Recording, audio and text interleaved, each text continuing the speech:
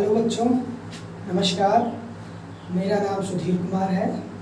मैं आप लोगों को हिंदी पढ़ाऊंगा और हिंदी में आपका जो आज का चैप्टर है संधि है।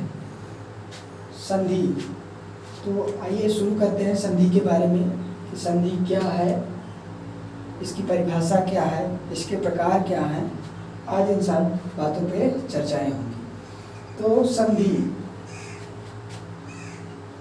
ये संधि, सबसे पहले जानते हैं संधि क्या है। तो संधि का जो शाब्दिक अर्थ होता है, संधि का शाब्दिक अर्थ मेल या जोड़ होता है। मेल या जोड़ यानी किसी चीज को जोड़ना या मिलाना। इसका जो है संधि का क्या है, ये शाब्दिक अर्थ क्या है, मेल या जोड़ होता है। संधि का शाब्दिक अर्थ मेल या जोड़ होता है। तो संधि की अब परिभाषा क्या हो गई।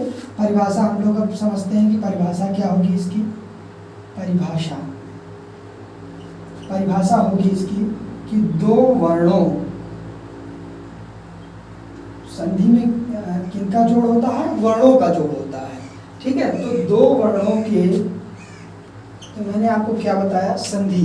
संधि क्या है, संधि का शाब्दिक अर्थ मेल या जोड़ होता है, यानी मिलाना होता है। अब क्या है इसकी परिभाषा क्या है कि दो वर्णों के मेल या जोड़ से होने वाले ध्वनि परिवर्तन या ध्वनि विकार को, ये परिवर्तन या विकार यहाँ कह सकते हैं, इसको विकार भी कह सकते हैं यहाँ, मतलब वही चीजें हैं, चाहे विकार कहिए या परिवर्तन कहिए।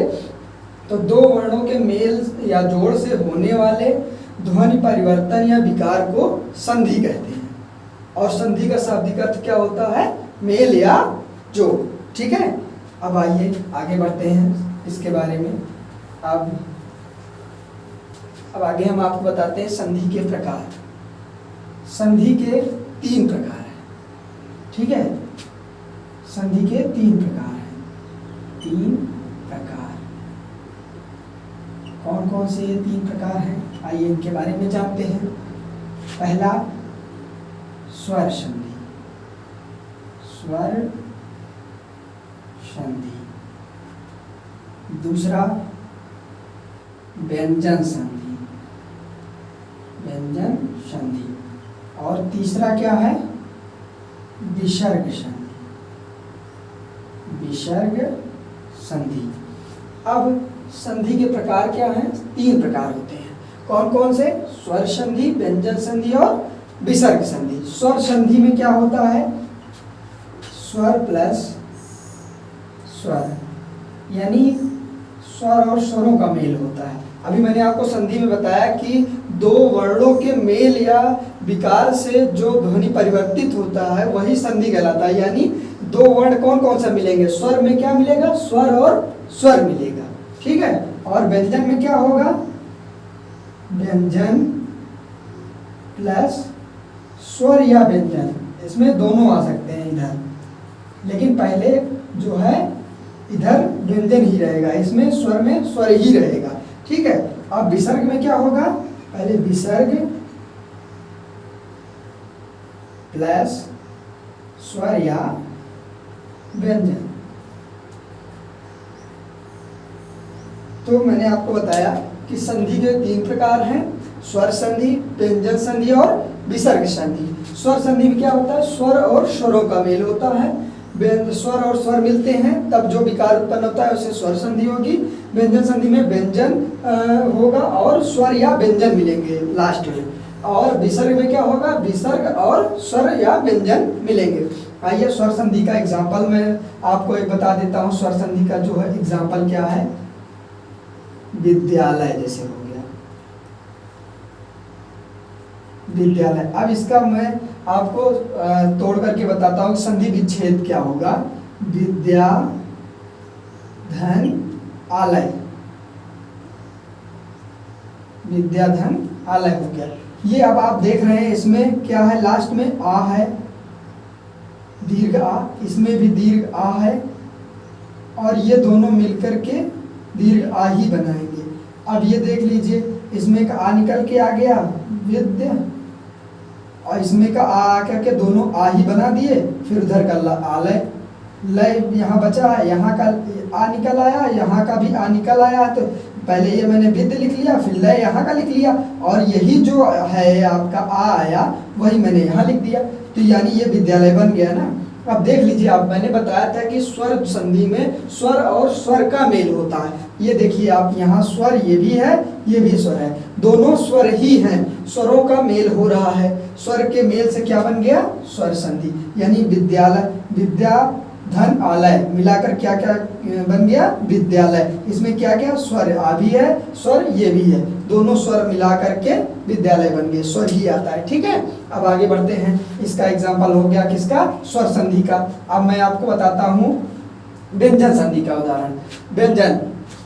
व्यंजन संधि में जैसे ले लीजिए जगदीश,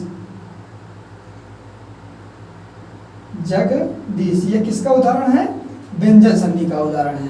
व्यंजन संधि के उदाहरण में अब इसमें देखिए, इसमें क्या होगा? जगत धन ईश। अब ये देखिए, इसमें क्या है? ये अधा ता है, प्लस इसमें क्या है? ई है, ये मिला करके क्या बनाएंगे? जगदीश। ये ता है जो है दा में परिवर्तित हो जाता है। व्यंजन संधि का अभी मैं आगे चल के बताऊंगा, लेकिन आपके कोर्स में जो है स्वर संधि है, लेकिन ये मैं एग्जांपल आपको दिखा रहा हूँ कि व्यंजन और प्लस स्वर कैसे, स्वर या व्यंजन कैसे मिलते हैं। तो यहाँ देखिए, अब आप ता, ये क्या है? व्यंजन है, ये व्यंजन है, और ये क्या है? स्वर है।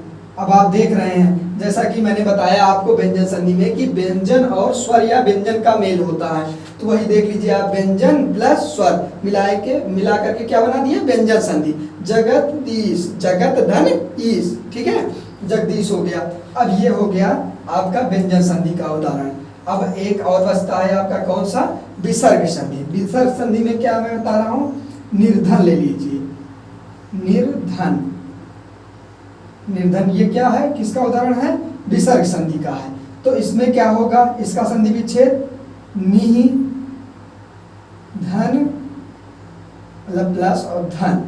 ये देखिए, अब आप यहाँ क्या है? ये विसर्ग है, यानी ये विसर्ग, और यहाँ पर क्या है? ये व्यंजन है ना, जो धा है, जो ये व्यंजन है, ये दोनों मिला करके यही बना दिए विसर्ग संधि, निर्धन हो गया ये। अब आप देख रहे हैं, जैसे कि मैंने बताया आपको विसर्ग संधि में मैंने क्या बताया कि विसर्ग और स्वर या व्यंजन आते हैं लास्ट में। तो ये देख लीजिए आप, ये क्या है? ये विसर्ग है, विसर्ग ये है, और ये क्या है? आपका व्यंजन है, सॉरी, ये जो धा है ये क्या है? ये व्यंजन है, मैंने पहले ही बता दिया। तो विसर्ग और व्यंजन मिला करके क्या? विसर्ग संधि हो गई। अब आप समझ गए, तीनों का मैंने उदाहरण बता दिया। अब आइए मैं आगे बढ़ता हूं।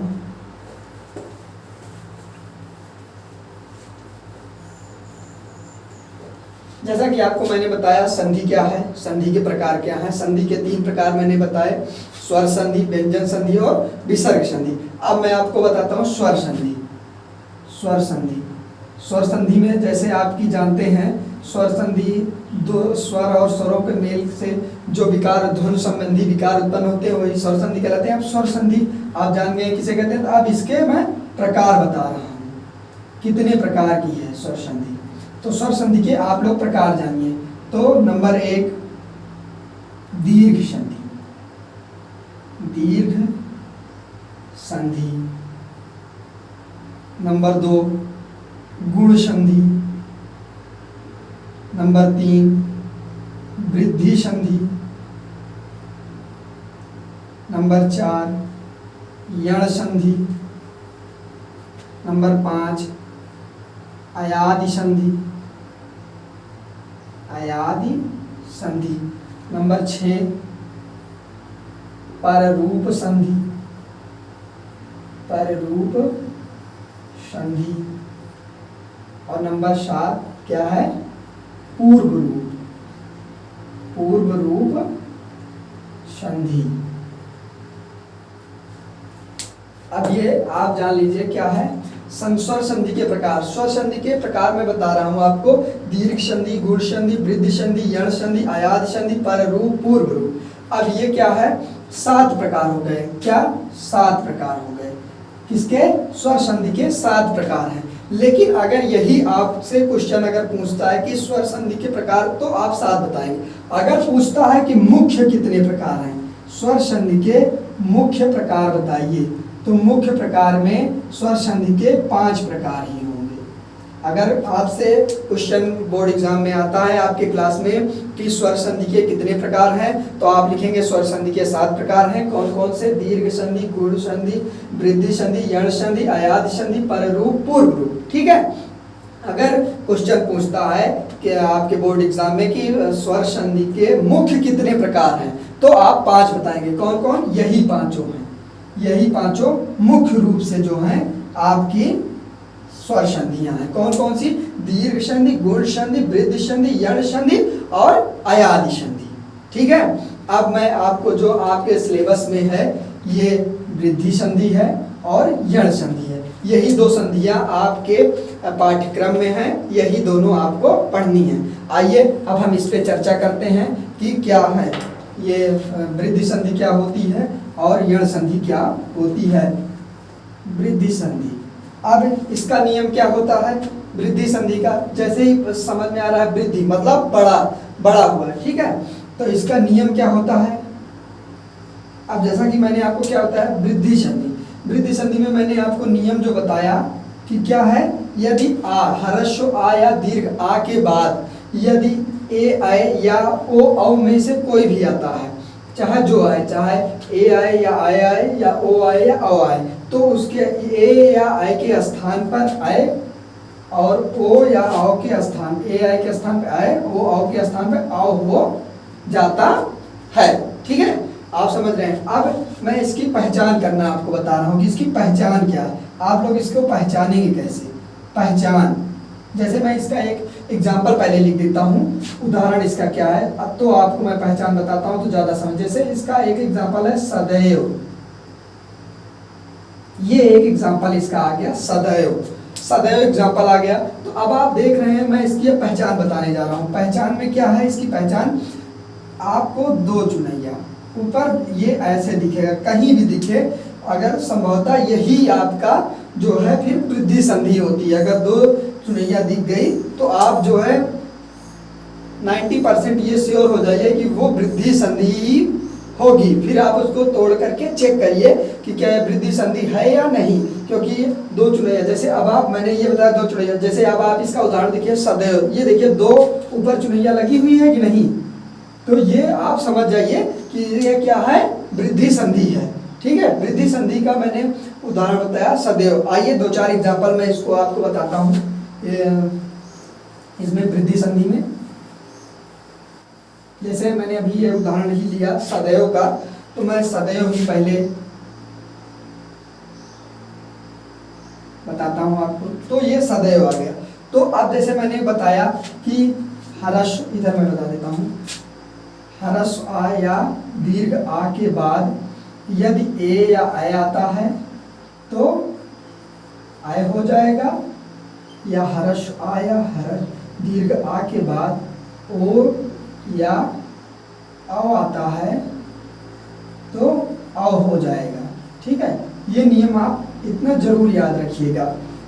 इतना चीजें, ओ ह्रस्व आ या दीर्घ आ के बाद ए या आय आएगा तो आय हो जाएगा, ह्रस्व आ या दीर्घ आ के बाद ओ या औ आएगा तो औ हो जाएगा। ठीक है, अब ये आप समझिए कि ये आय है, तो अब ये आप जान लीजिए कि इसमें तो टूटेगा नहीं, नीचे वाले, ऊपर वाले में ही टूटेगा, यानी ह्रस्व आ या दीर्घ आ के बाद जो है ए या आय आएगा। तो अब आप इसी आय को तोड़ने का प्रयास करिए, क्या होगा, ये इतना तो आपने लिख लिया। अब ये शब्द तो होगा नहीं, या ह्रस्व आ इसमें पहले से ही है, तो अब ह्रस्व तो होगा नहीं, तो मतलब ये क्या है, दीर्घ हो जाएगा, प्लस अब ये देखिए आप, इसमें क्या होगा, एव, ये लिख लिया हमने। ठीक है, अब ये आप जानिए कि ये मैंने लिख लिया, ए सदा धन एव। अब यहाँ देखिए ए या आय हो सकता है। ठीक है, ए या आय हो सकता है, लेकिन अब सदाधन ए तो शब्द लग रहा, तो फिर ये आपका संधि विच्छेद हो गया। अब आप चेक करिए, देखिए इसमें क्या आ रहा है, दीर्घ आ रहा है, प्लस यहाँ क्या आ रहा है, ए आ रहा है। अब ये दोनों मिलाकर के क्या बन जाएंगे, आय बन जाएंगे।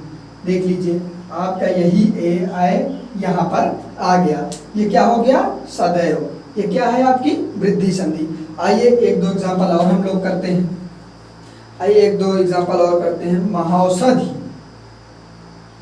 महौषधि, महौषधि।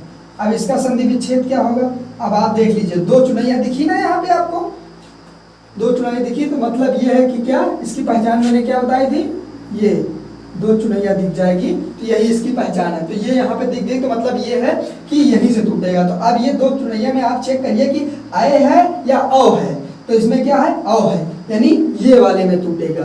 ह्रस्व या दीर्घ आ या ओ प्लस ओ और औ में टूटेगा। तो आप इसको अब तोड़िए, मह लिखिए, पहले ह्रस्व आ चेक किया हमने, तो मह शब्द गलत लग रहा है हमें, तो क्या हो जाएगा यहाँ महा, प्लस अब जो है ये क्या किस में टूटेगा, ओ या औ में, तो ओ हम चेक करते हैं, औषधि। ये भी शब्द सही है, लेकिन यहाँ पर जो होगा वो औषधि होगा, ठीक है, औषधि। ये औषधि भी शब्द सही है यहाँ, लेकिन यहाँ के लिए औषध होगा, ठीक है। अब आप चेक कर देखिए कि ये क्या है, दीर्घ आ प्लस औ, मिलाकर क्या बनाएंगे, औ।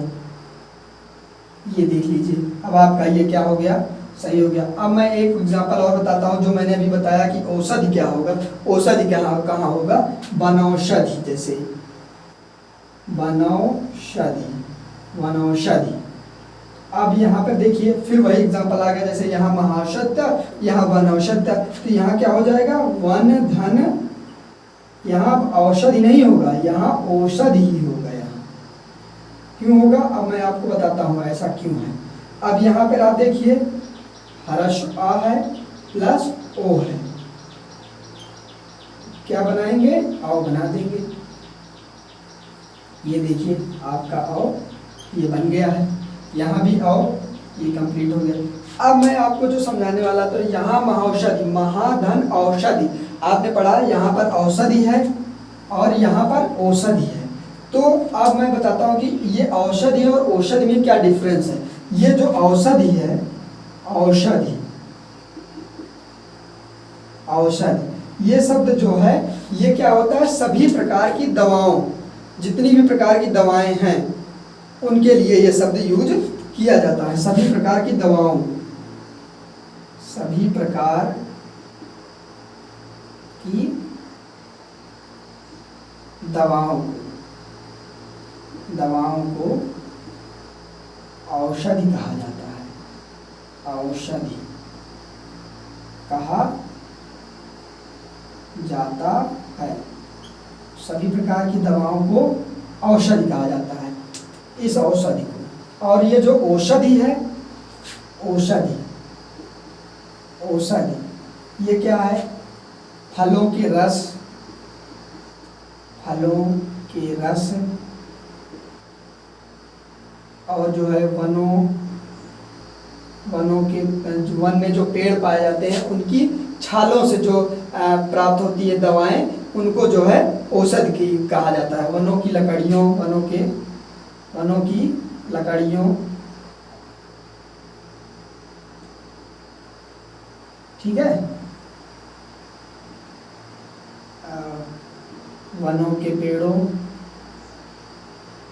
जैसे कहते नहीं कि औषध, जो जड़ी बूटी वाली औषधि है वही, तो ये सब से प्राप्त जो औषधि होती है, से बनी औषधि, बनी दवा को हम, तो ये आपको समझ में आ गया।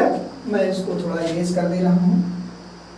तो ये अब आप समझ गए कि क्या है औषधि और औषधि। सभी प्रकार की दवाओं को औषधि कहा जाता है, और औषधि या फलों के रस, वनों की लकड़ियों, पेड़ों की छालों, इन सब से जो प्राप्त होता है औषधि को औषधि कहा जाता है। अब आई हो कि आपको जो है समझ में आ गई होगी वृद्धि संधि क्या है। वृद्धि संधि में मैंने बताया कि ह्रस्व आ या दीर्घ आ के बाद ए आए या ओ आए तो ए आई के स्थान पर आए और ओ के स्थान पर औ हो जाता है। सिंपल था। इसकी पहचान करना मैंने बताया कि ऊपर दो चुनैया लगी रहेगी। ठीक है, अब आप लोग को मैं अगली संधि पढ़ाने चल रहा हूं जो आपके कोर्स में है यण संधि। ठीक है, अब आप लोग पढ़िए यण संधि। यण संधि इसका नियम क्या है? इसका नियम आइए जानते हैं हम लोग। यदि,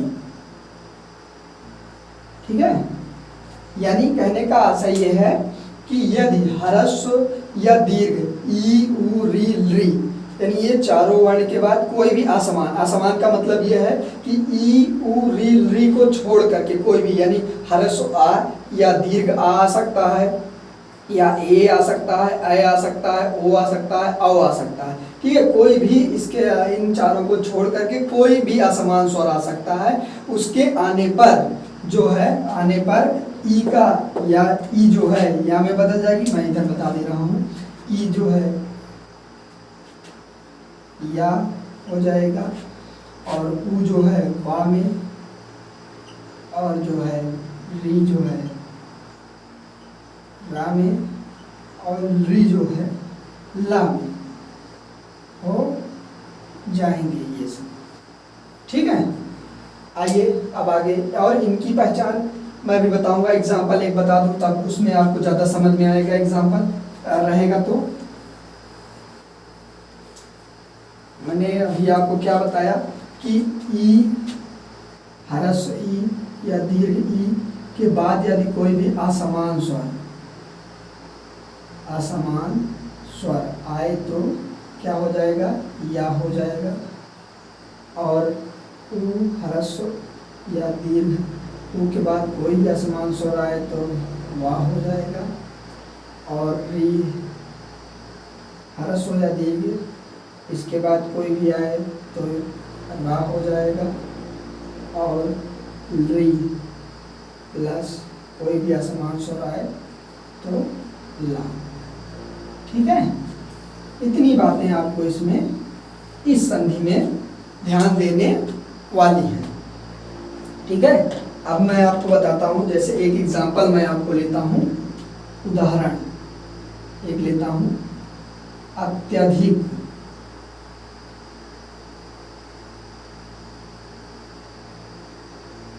ये मैंने एग्जांपल ले लिया अत्यधिक का, अत्यधिक। अब मैं इसकी पहचान बता रहा हूँ। पहचान मैंने अभी यही जो चार वर्ण आपको बताए हैं, कौन कौन से? या, वा, रा, ला, यानी या, वा, रा और ला के बाद के पहले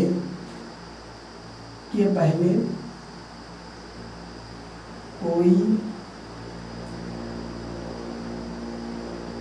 आधा अक्षर जरूर रहेगा, जरूर रहेगा। ठीक है, ये क्या बताया मैंने? या, वा, रा, ला, ये जो चार वर्ण हैं, इन्हीं वर्ण के पहले, इनके वर्ण के पहले आधा अक्षर आपको स्वाभाविक तौर पे दिखेगा, तो वो जान लीजिए आपकी कौन सी संधि है?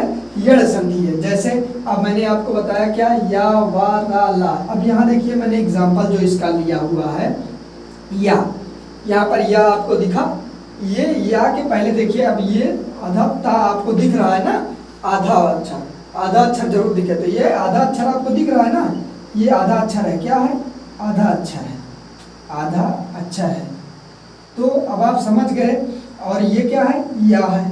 या के पहले आपका जो है आधा अक्षर आ गया ना, तो ये क्या हो गई? अब यण संधि हो गई। अब इसको हमें क्या जानना है कि इसका ब्रेक कैसे होगा, इसका संधि विच्छेद क्या होगा। आइए हम लोग इसको सीखते हैं।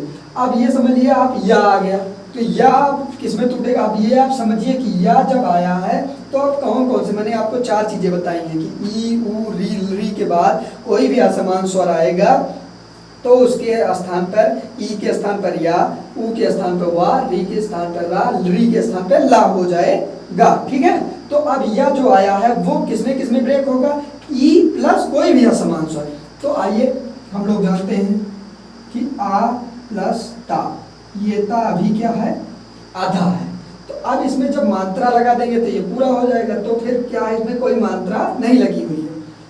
अब ये जो या है, सॉरी हाँ या है, वही या, इसको जो हमें ब्रेक करना है, किसमें ब्रेक करना है, ई यानी ह्रस्व ई या दीर्घ ई में, ठीक है। फिर प्लस कोई भी असमान स्वर हमें लेना है, असमान स्वर लेना है, आएगा वो तो देखा जाएगा कि या पे कौन सी मात्रा लगी हुई है, वही असमान स्वर हो जाएगा उसका। तो ई ह्रस्व या दीर्घ ई आएगी। तो अब हम लोग इधर चेक करते हैं, अति ये ह्रस्व हो गई या दीर्घ अति।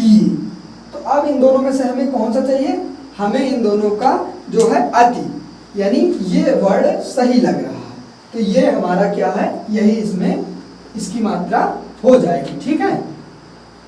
ये जब ब्रेक होगा तो इसमें ये मात्रा लग जाएगी, अब ये हलंत हट जाएगा, ठीक है। अति हो गया। प्लस अब आ जाइए आप, अब जब या ब्रेक हुआ ह्रस्व ई या दीर्घ ई में, तो अब या पे जो मात्रा बचेगी वही आगे आपको लिख देनी है। अब इस पे कोई मात्रा नहीं है तो ह्रस्व आ की मात्रा है, उसके बाद क्या बच रहा है वही आप सीधा सीधा नोट कर दीजिए। दीर्घ बचा है, दीर्घ नोट कर दिया, अधिक हो गया, अति प्लस अधिक, यानी क्या है, यहाँ ह्रस्व ई है और प्लस आ है। अब ये देख लीजिए आ क्या है आपका, ये असमान स्वर आ गया ना आपका, जैसा मैंने बताया ह्रस्व ई या दीर्घ ई के बाद असमान स्वर, देख लीजिए ये असमान स्वर ही है। अब ये क्या बना देंगे, या बना देगा। अब यही या देख लीजिए यहाँ आ गया है। अब ये अति धन अधिक अत्यधिक हो गया। ये आपका उदाहरण ये वाला कंप्लीट हो गया। आइए और दूसरा उदाहरण देखते हैं, ठीक है। तो ये आप लोग लेकिन ये चीज़ जरूर ध्यान दीजिएगा कि ई ह्रस्व ई या दीर्घ ई के बाद असमान स्वर आएगा तो या, ह्रस्व उ या दीर्घ उ के बाद असमान स्वर आएगा तो वा, री के बाद कोई असमान स्वर आएगा तो रा, री के बाद अगर कोई असमान स्वर आएगा तो ला होगा, ठीक है। इतनी बातें। और इसकी पहचान कैसे करेंगे, या वा रा ला के पहले, या वा रा ला जो वर्ड है हमारा जो बनेगा, बनने के बाद ये मैंने बताया ना कि इन सब के बाद जो आएगा उसके पहले, जब या वा रा ला के पहले कोई भी एक आधा अक्षर जरूर आपको मिलेगा, कोई भी मिल सकता है, वो कुछ भी हो सकता है वो, ठीक है। आइए मैं एक और उदाहरण बताता हूँ, प्रत्येक, प्रत्येक, इसका एक एग्जांपल प्रत्येक लिया मैंने, ठीक है। अब ये प्रत्येक, अब देखिए आप, मैंने बताया था कि या वा रा ला के पहले कोई भी आधा अक्षर आएगा। ये देखिए या वा रा ला है ना, या है, या के पहले देखिए आधा अक्षर मिला ना आपको, तो आधा अक्षर मिल गया। तो अब ये देखिए कि या किसमें ब्रेक होता है, ह्रस्व ई या दीर्घ ई के बाद कोई भी असमान स्वर आ सकता है। तो यहाँ पर हम क्या लिखेंगे, प्रा और ता। अभी ये जो ता है ये कामा लगाइए, हलंत लगाइए, क्योंकि अभी इस पे कोई मात्रा नहीं लगी हुई है। अब देखिए ये ता जो है ये ती भी हो सकता है, प्रति नहीं होगा क्योंकि ह्रस्व ई इसमें आ जाएगी, ठीक है। अब ये हलंत हटा सकते हैं हम लोग, प्रति हो गया। प्लस अब जब मैंने बताया था पिछले एग्जांपल में कि या पे जो मात्रा रहेगी वही मात्रा यहाँ हमें लिखना है, तो प्रति, ये या पे कौन सी मात्रा है, एक ही मात्रा है, और जो लास्ट में बचा एक, प्रति धन एक, ये इसका संधि विच्छेद हो गया। अब मैं चेक कर लेता हूँ, ह्रस्व ई प्लस ए, ठीक है, ये आ गया, बन गया। अब ये क्या बन जाएगा, या बन जाएगा, ठीक है। अब ये देख लीजिए ह्रस्व ई या दीर्घ ई के बाद जो है असमान स्वर ही आया है, क्या आया है, असमान स्वर, असमान स्वर। अब आप लोग देख सकते हैं जैसा कि मैंने बताया, ह्रस्व ई या दीर्घ ई के बाद ह्रस्व स्वर आएगा तो या हो जाएगा, देख लीजिए यहाँ पर हो भी रहा है, ठीक है। आइए एक एग्जांपल और मैं बताता हूँ आपको, कोई और एग्जांपल, जैसा कि आप लोग जान ही रहे हैं सारा चीज़ें। अब मैं आपको एक एग्जांपल पित्राज्ञा बता देता हूँ, पित्राज्ञा। अब आप लोग सोच रहे हैं कि इसके पहले कोई आधा अक्षर है नहीं, तो इसको हम ऐसे भी लिख सकते हैं, पित्राज्ञा। अब ये देख लीजिए आधा अक्षर ता हो गया कि नहीं। अब यही ता, कभी मैंने, आप लोग पिछली कक्षाओं में पढ़े होंगे, त्रा जो होता है ता और रा से मिलके बना होता है ना, ये सब आप जानते हैं। मुझे इसे बताने की आवश्यकता नहीं है। तो वही मैं बता रहा हूँ कि इसको ऐसे भी लिखा जाता है। अब आप देखिए रा, ये रा आ गया ना, आ गया। तो अब रा के पहले जो है आपको आधा अक्षर दिख रहा है कि नहीं, दिख रहा है ना। तो अब आइए ये हम लोग इसको तोड़ लेते हैं। ये ता पहले लिख लिया मैंने ऐसे। अब इसमें जो है वो कौन सी मात्रा लगेगी, री की मात्रा लगेगी। री में टूटेगा तो ये हो गया पितृ धन। अब ये जो मैंने बताया था रा जो टूट रहा है, इसमें ही जो मात्रा लगी हुई है वही मात्रा यहाँ आ जाएगी। आ गया दीर्घ आ, फिर जो बचा है वही हो गया। ये हो गया आपका संधि विच्छेद इसका हो गया। अब आप चेक कर लीजिए, यहाँ री है प्लस यहाँ आ है। अब ये देख लीजिए री के बाद असमान स्वर आया कि नहीं, वही मिला करके रा बना दिए। अब ये देख लीजिए आपका ये संधि विच्छेद हो गया, पित्र आ गया। तो आई होप ये संधि का जो चैप्टर है वो आपको सही से समझ में आ गया होगा। मैंने आपको सारी चीज़ें बता दी कि संधि क्या है और संधि के प्रकार कितने हैं। फिर उसमें जो है जैसा कि मैंने संधि बताया कि संधि का शाब्दिक अर्थ क्या होता है, मेल या जोड़ होता है। और संधि क्या होती है, दो वर्णों के मेल से जो भी ध्वनि संबंधी विकार उत्पन्न होते हैं उसे संधि कहते हैं। संधि के मैंने 3 प्रकार बताए, कौन कौन से, स्वर संधि, व्यंजन संधि और विसर्ग संधि। स्वर संधि में क्या होता है, स्वर प्लस स्वर का मेल होता है। व्यंजन में क्या होता है, व्यंजन प्लस स्वर या व्यंजन का मेल होता है। और विसर्ग में क्या होता है, विसर्ग प्लस स्वर या व्यंजन का मेल होता है। मैंने उसके सबके एग्जाम्पल एक एक बताए। फिर मैंने आपको स्वर संधि का प्रकार बताया, क्या होते हैं स्वर संधि के 7 प्रकार हैं। अगर मुख्यतः पूछता है तो 5 प्रकार हैं स्वर संधि के, ठीक है। अब स्वर संधि के मैं 7 प्रकार बता दे रहा हूँ, कौन कौन से, दीर्घ संधि, गुण संधि, वृद्धि संधि, यण संधि, अयाधि संधि, पररूप संधि और पूर्व रूप संधि, ठीक है। इतनी संधियां। अब आपके कोर्स में 2 ही संधि थी, कौन कौन सी, वृद्धि संधि और यण संधि।